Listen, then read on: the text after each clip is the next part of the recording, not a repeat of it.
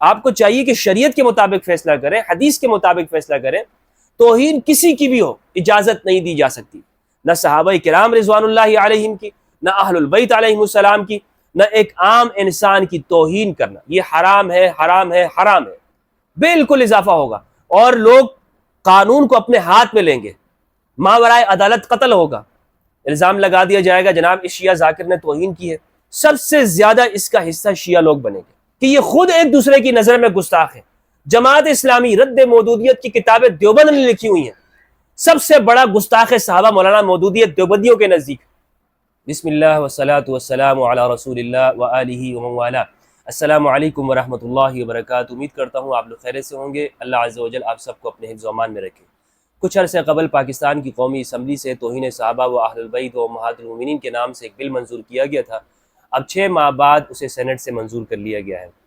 بل جماعت اسلامی کے مولانا عبدالکریم چترالی صاحب نے پیش کیا تھا اور کل سینٹ کے اندر اس پر سینیٹر مشتاق صاحب جو کہ جماعت اسلامی کے ہیں انہوں نے کہا کہ اس کو منظور ہونا چاہیے بالاتفاق طور پر، کیونکہ میں سوشل میڈیا پہ دیکھتا ہوں اور ہمارے پاس شکایات آتی ہیں کہ صحابہ کرام کی بہت زیادہ توہین ہوتی ہے.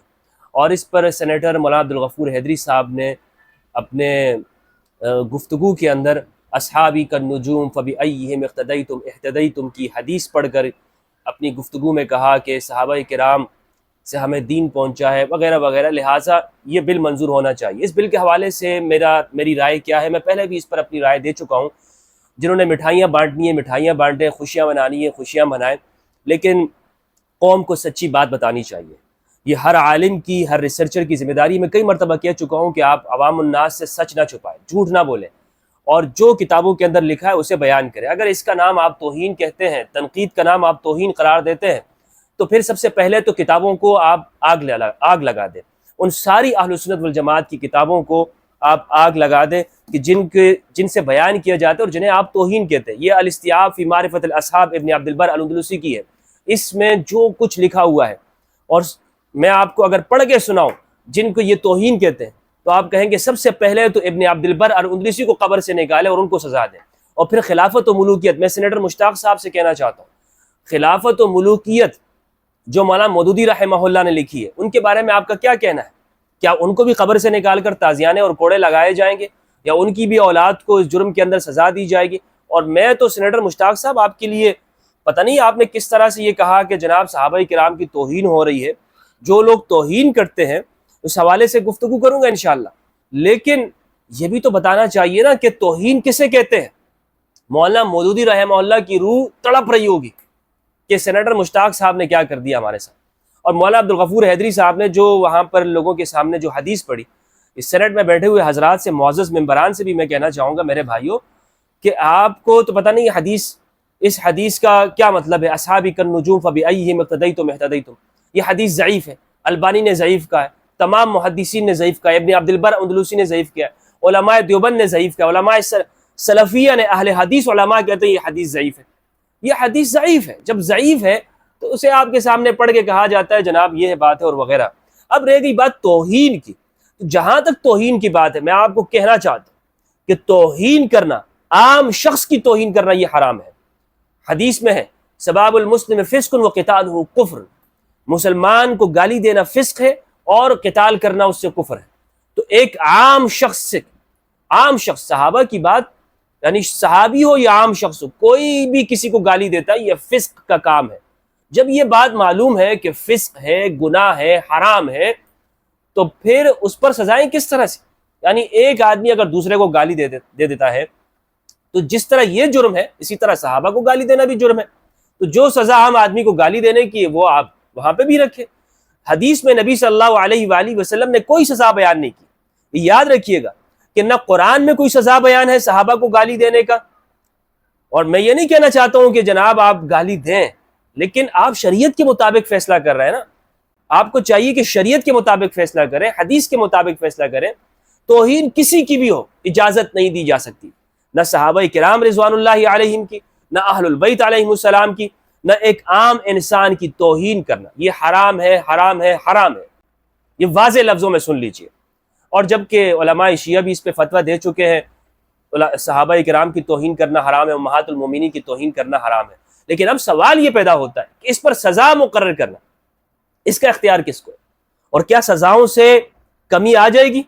پاکستان میں توہین رسالت کا قانون ہے، مجھے بتائیے جب تک کہ توہین رسالت کا قانون منظور نہیں تھا پاکستان میں تو کتنی لوگ توہین کرتے تھے، کتنے توہین کے جرائم سامنے آتے تھے؟ بہت کم آپ سنتے ہوں گے کہ کسی شخص نے توہین رسالت کر دیا وغیرہ وغیرہ.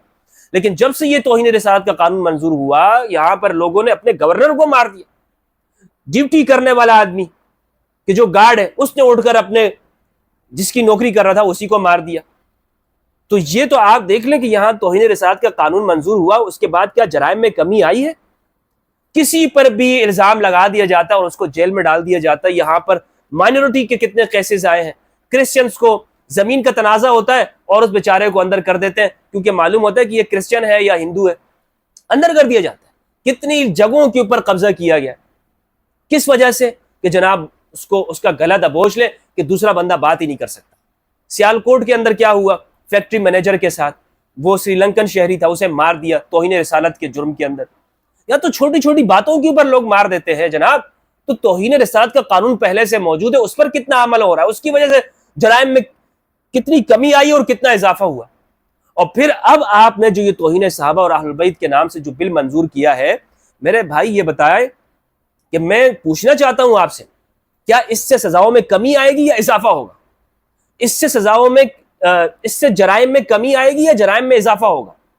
تو یہ سن لیجئے، اس سے جرائم میں اضافہ ہوگا، بالکل اضافہ ہوگا. اور لوگ قانون کو اپنے ہاتھ میں لیں گے، ماورائے عدالت قتل ہوگا. الزام لگا دیا جائے گا جناب اس شیعہ ذاکر نے توہین کی ہے، سب سے زیادہ اس کا حصہ شیعہ لوگ بنیں گے کہ وہ لوگ توہین کرتے ہیں، ان کی دعاؤں کے اندر توہین ہے، ان کی عبادات کے اندر توہین ہے. یہاں پر تو لوگ جناب پریس کانفرنسز ہوئی ہیں، یہ سینٹ کے اندر جن لوگوں نے یہ بل پاس کیا ہے، خدا کے لیے ہوش کے ناخن لیجئے.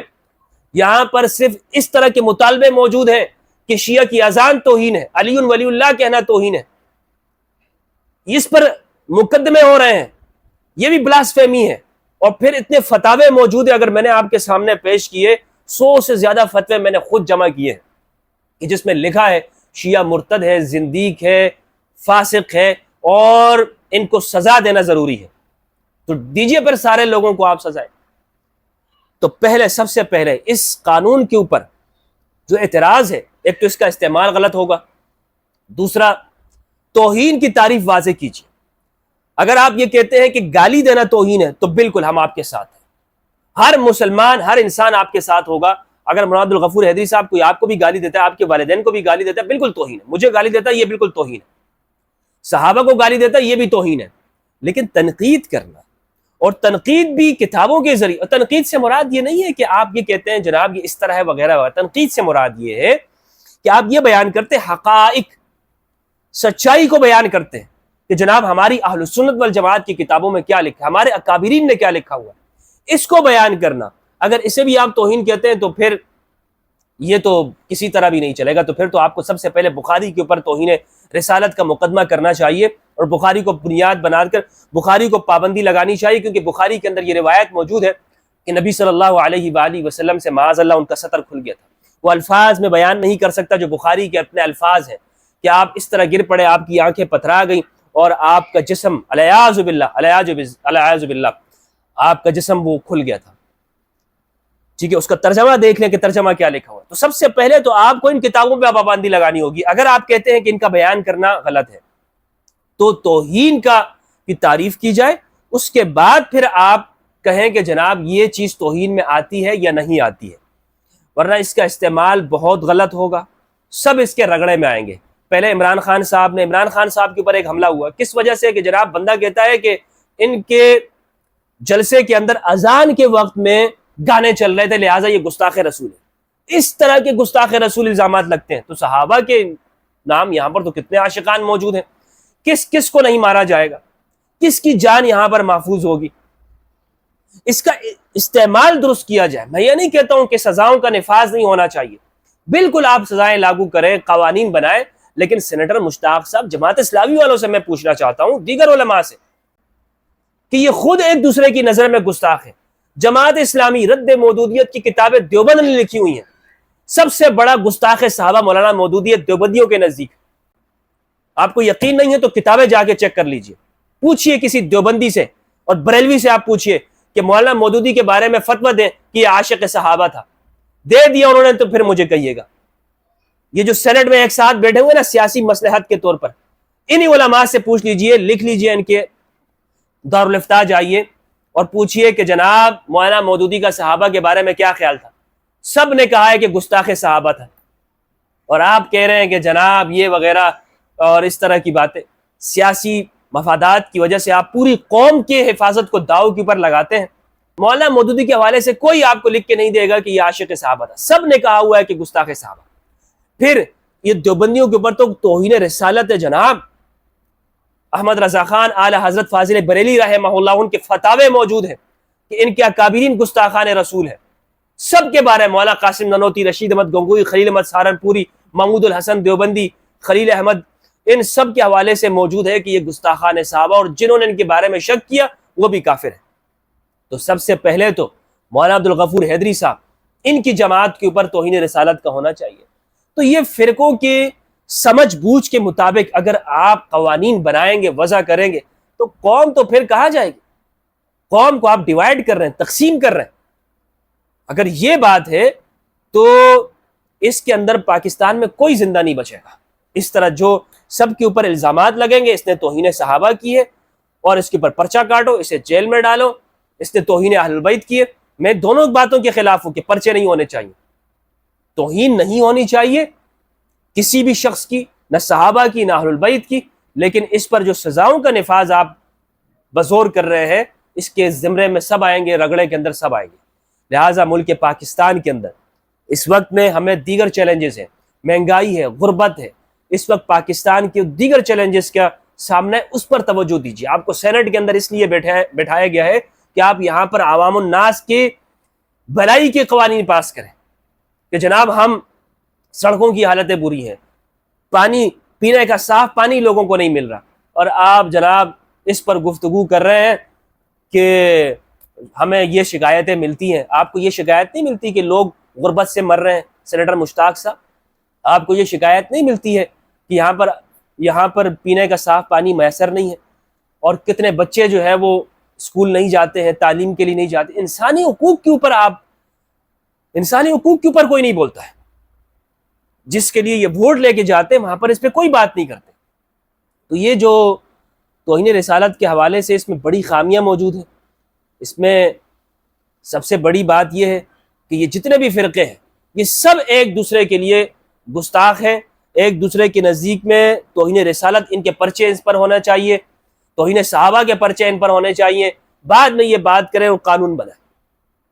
اور یہاں پر فرقہ وارانہ طور پر جو قانون سازی ہو رہی ہے ضیاء الحق صاحب کے دور سے، جو مائنورٹی کے ساتھ ہو رہا ہے، جو آپ یعنی جو قانون سازی کرتے ہیں اس میں ایک فرقے کو خوش کر کے کرتے ہیں، اس سے قوم تقسیم ہوتی ہے، قوم کا شیرازہ بکھر گیا ہے۔